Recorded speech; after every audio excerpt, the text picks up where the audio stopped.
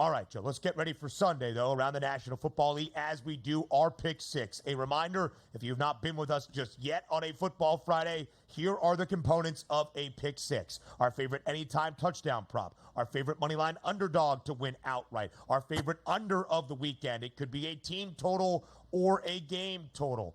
Alt lines that we will look at as well. Yardage props for the weekend could be passing, receiving, rushing, does not matter. And we combine forces for a two-leg 6-point teaser. All right, Raineri, start with your favorite anytime TD scorer of this weekend slate. All right, so we're going to start, I think, keeping it pretty simple, right? I am going to go for an anytime touchdown to the game in which I think is going to see the most points, and that's going to be Arizona hosting Detroit. I'm going to go with Jahmyr Gibbs as an anytime touchdown. Listen, you can be sold all you want against the Rams with this Arizona defense. I'm not. I do think, in fact, that the run defense is going to be weak. I think Gibbs, who is going to get the bulk of the carries for Detroit in this game, I think he's going to have a huge opportunity to have a big, and I mean big game here against this rushing defense of Arizona. Give me Gibbs for an anytime touchdown and yardage props and everything else that you want to talk about.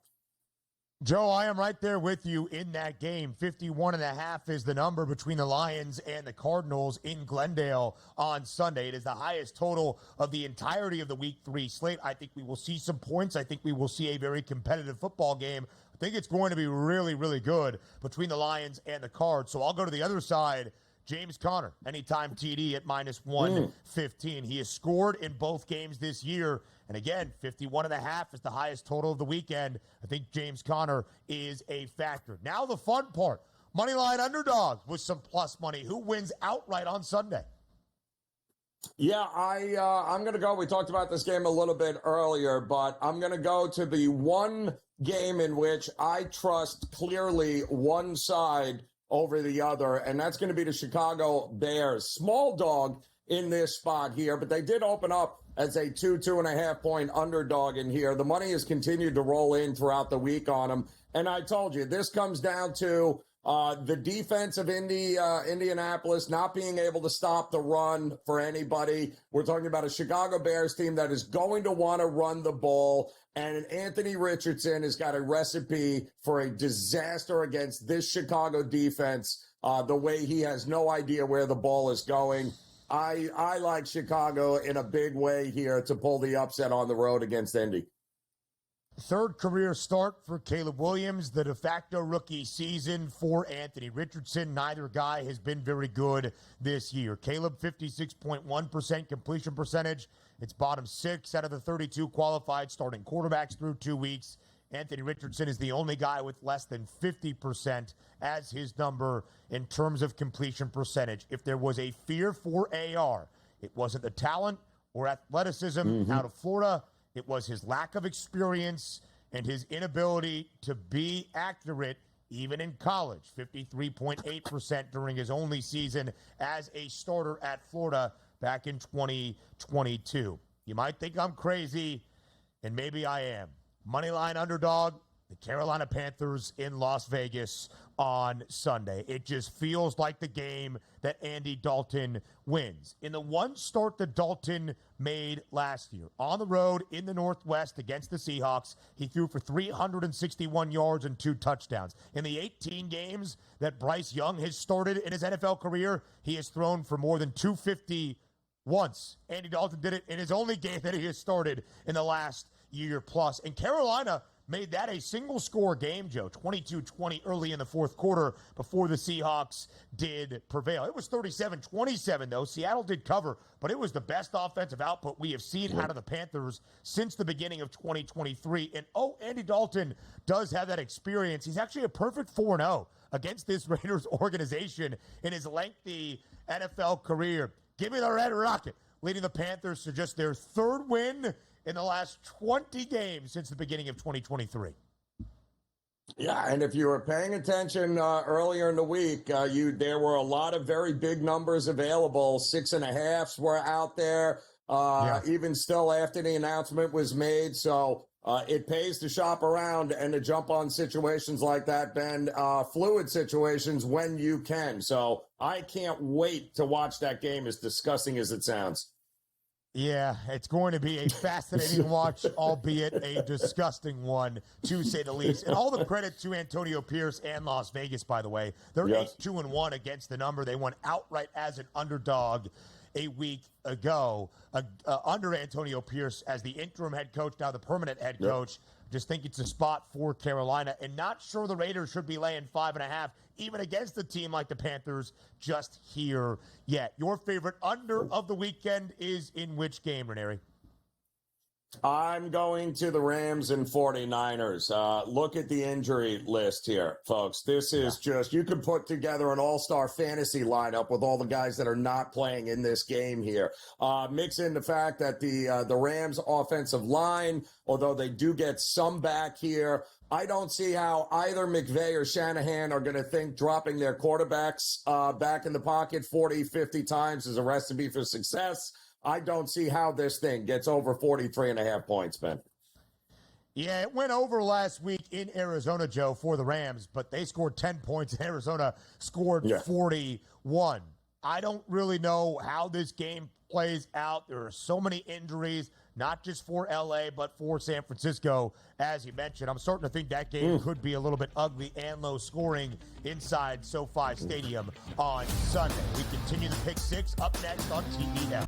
So earlier in the show, as we looked at the entirety of the Week 3 Sunday slate around the NFL, my co-host today, Joe Raineri, said that he liked the over and seeing some points in Tampa between the Buccaneers and the Broncos. Joe, if that is the case, I hope it's Tampa scoring 40 and the Broncos scoring 7, or at least less than 16.5, because my team total and my favorite under of the weekend is Denver, under 16 and a hook. They scored only 6 points last week against Pittsburgh. Sure, they scored 20 in the opener against Seattle, but Bo Nix still turned the football over 2 times in that football game. And the Bucs have been wildly impressive this year, also because of the defense. 1 for 7, that was the Lions last week, Ben, but do not break in the red zone, only allowing 16 points to Detroit in a game that featured a pregame total north of 50 that stayed well under.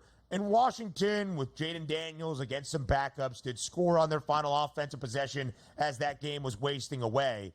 They did score 20 points, but really it was 13 points for the Commanders early. I'm buying into this Buccaneers defense. I am not buying into this Broncos offense until proven otherwise, until proven that Bo Nix is not going to throw the football to the other team multiple times in a single game. Broncos team total under 16.5. So let's say it's 28-14, Joe. Tampa wins comfortably. We go over 40 and a hook for the game, huh? That's exactly what I've got. I don't need them to get 17 points there, Ben, to get this thing up and over, because I do think the Buccaneers will have a good day offensively and will be able to move the football rather easily.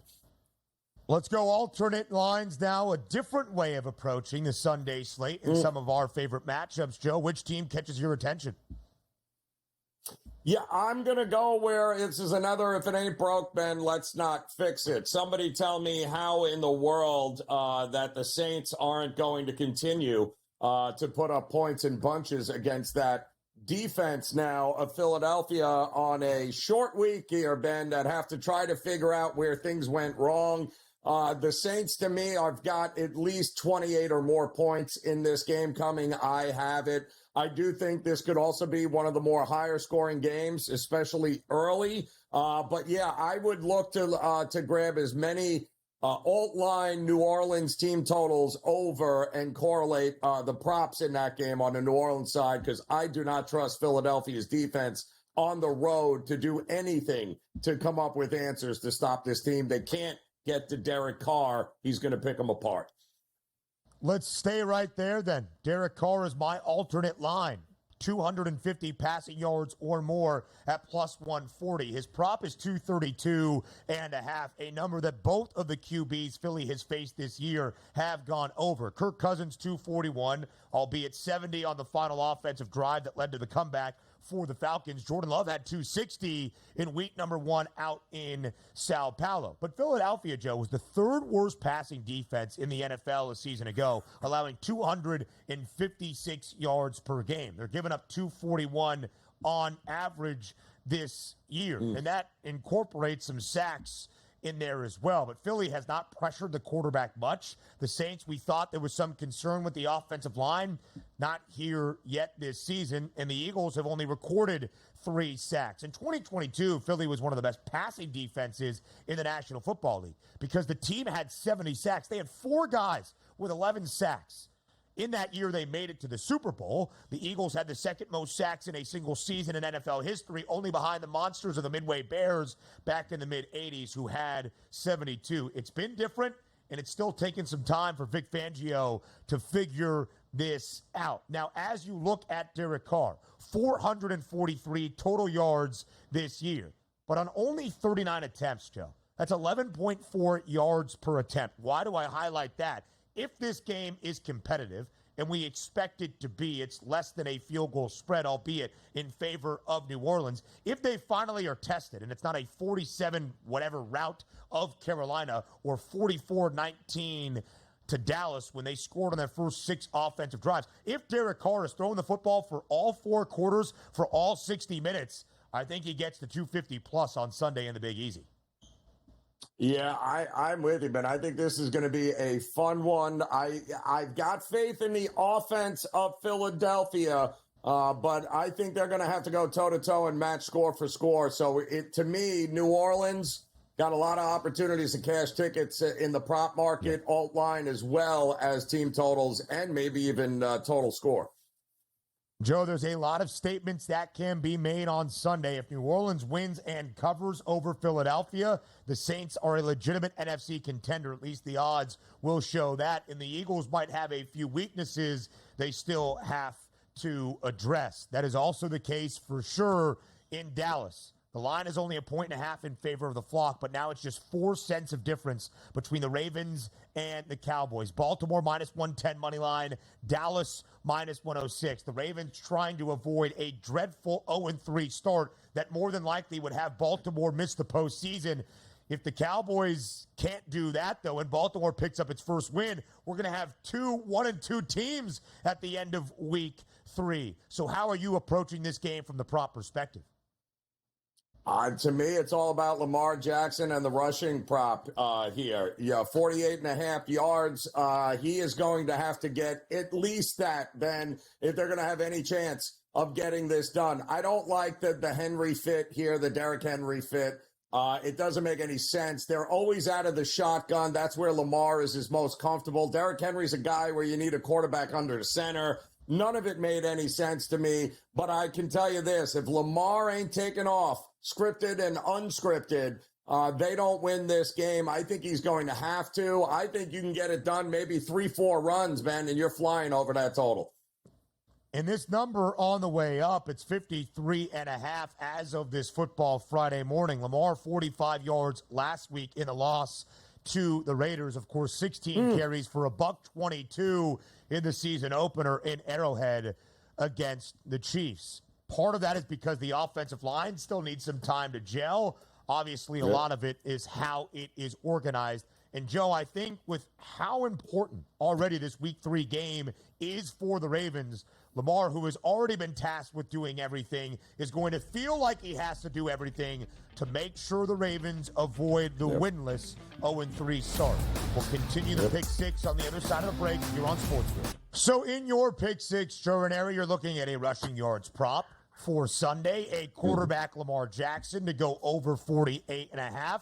I'm also looking at a rushing yards prop on Sunday in a game that you detailed where the under might be the focus. It might not be the explosive offensive game we might have expected earlier in the season, where running the football might be the way things get done. Jordan Mason for San Francisco, over 91.5 rushing yards against the Rams on Sunday. San Fran, a 6.5-point road favorite for the Rams' home debut in SoFi, but there are so many injuries. For the Rams, I don't even know where to begin, but Puka Nacua, Cooper Kupp, at least he's not on the IR. Numerous injuries on the offensive line and defensively for LA. For San Francisco, though, Christian McCaffrey on the IR. Deebo Samuel set to miss this one with a calf injury. George Kittle not at practice yesterday, now dealing with an injury as well. Jordan Mason has been the constant, at least 100 yards on the ground in both, over that number of 91 and a half, 147 week number 1 against the New York Jets, who are better against the run than the Rams. Third worst rushing defense so far, Joe, allowing 197 yards per game. The Lions had their way. The Cardinals last week had their way. With so many injuries offensively for the 49ers, they trust in Jordan Mason over 91 and a half rushing yards. Yeah, it's they're going to have that. But two of the better offensive-minded head coaches are going to struggle to draw up plays and score some points in this one, Ben. Yep, they are. Kyle Shanahan, by the way, 10-5 straight up against Sean McVay, including the postseason, as those friends will duke it out on Sunday in Los Angeles. Now we finish with a combined 6-point two-leg teaser. Joe, both weeks I have let us down. I had the Bengals -1.5 against the Patriots. They lost outright. I took the Cowboys down to a pick last week at home against the Saints. They lost outright. I need to come through, so let me start here.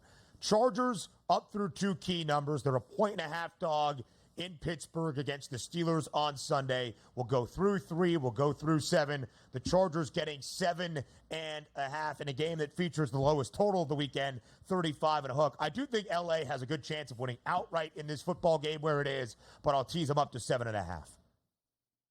Yeah, I don't mind that, Ben. I'm going to go on Monday night, and I am going to take as many teasers as I can with the Cincinnati Bengals. Down to 1.5, get them under a field goal. I just need them to win the game. I can promise you that Joe Burrow and company here will win their 3rd game of the season, like they have done, Ben, pretty much every year since starting 0-2. This is where they come. Keep in mind, the Washington defense forced the Giants into just 2 punts last week. 2 punts. They allowed 37 points to the Bucs in week 1. I can tell you, Burrow and company, T. Higgins is moving towards playing. They're saying, yeah, give me Cincinnati in a blowout fashion. I'll move them down to -1.5. And, of course, they did put up a lot of points last week in Kansas City in a game that was slightly spoiled due to the fact of a pass interference call on Dejon Anthony. Joe, in fact, in each of the past 2 years when they have started 0-2, they have won 4 of their next 5 games, and in fact, they have won week 3 every single season. So that's a good note for Cincinnati. We shared it earlier in the show. Since the postseason expanded in the National Football League to 7 teams making it per conference, 4 division winners, and the additional wild card team, only twice out of the 32 teams that have started 0-2 in now the 4+ years have we seen, or in the previous 4, I should say, have we seen a team make the playoffs? The Bengals in 2022, the Texans a season ago. We have only seen one team, though, in this millennium since 2000 start 0-3 and get to the postseason. It was the 2018 Texans, which means Monday night for the Bengals, desperately important, which means Sunday for the Ravens, desperately important in Dallas. Raineri, great stuff as always, my friend, on this Football Friday. We will talk tomorrow on college football in-game live. Wait. Looking so forward to it. A lot of, this is what it's all about. We got conference games now. We've got do or die for the NFL. And we got postseason baseball, Ben. Doesn't get any better. Raineri, our noon slate tomorrow, though, noon Eastern time, the early window of college football, a little bit lackluster at 3:30, though, and into the primetime hours, it definitely picks up. Raineri, have a great weekend. We'll talk tomorrow. Everybody out there, have a great weekend. The early line returns on Monday, 8 a.m. Eastern time here on SportsGrid.